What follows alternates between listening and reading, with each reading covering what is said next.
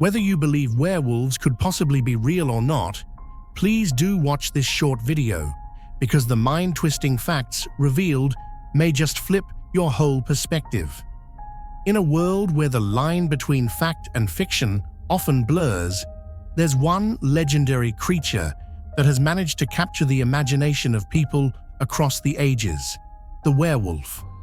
With the full moon casting its eerie glow, it's the perfect time to delve into the lore and ask the age-old question: could werewolves be real? Our journey begins with the ancient Greeks, who told the tale of Lycaon, a king so cruel that Zeus himself turned him into a wolf. This myth gave birth to the term lycanthropy, the condition of transforming into a werewolf. But is there more to these stories than just ancient campfire tales?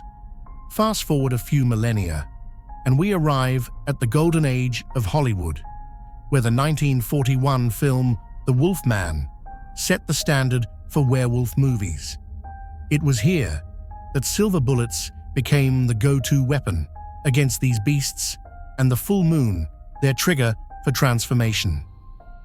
It's 1941 and Universal Studios that gives us the werewolf with which we are most familiar. So, if you've ever wondered why werewolves are associated with silver bullets and moonlight, now you know. It was all thanks to a clever marketing team in the 1940s. But let's not forget the darker side of werewolf history. During the era of witch hunts, when they were an actual serious thing and not just nonsense political cliches, Europe saw its fair share of werewolf trials. People were accused of being loup-garou or man-wolves and were put to death in horrific ways. One of the most infamous cases is that of Peter Stump, the werewolf of Bedburg, who was executed on Halloween night in 1589 after confessing to gruesome acts. It's a chilling reminder of how far humans will go to explain the unexplainable. Now let's get a little more serious, or should we say, hairy. Could there be a scientific explanation for werewolves? Some have suggested that individuals with hypertrichosis, or excessive hair growth, might have been mistaken for werewolves. Likewise, what about those with a skin condition triggered by sunlight? Could they have been labeled as vampires?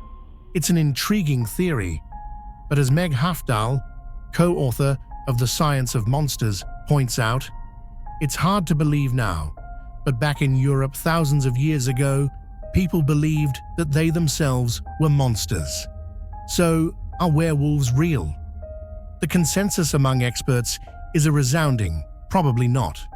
But as Josh Woods, host of The Monster Professor, muses, if our regular notion of a werewolf is it's a normal person during the day, and then at certain nights of the year, they turn into a complete wolf, how would you know if you've ever seen one or not?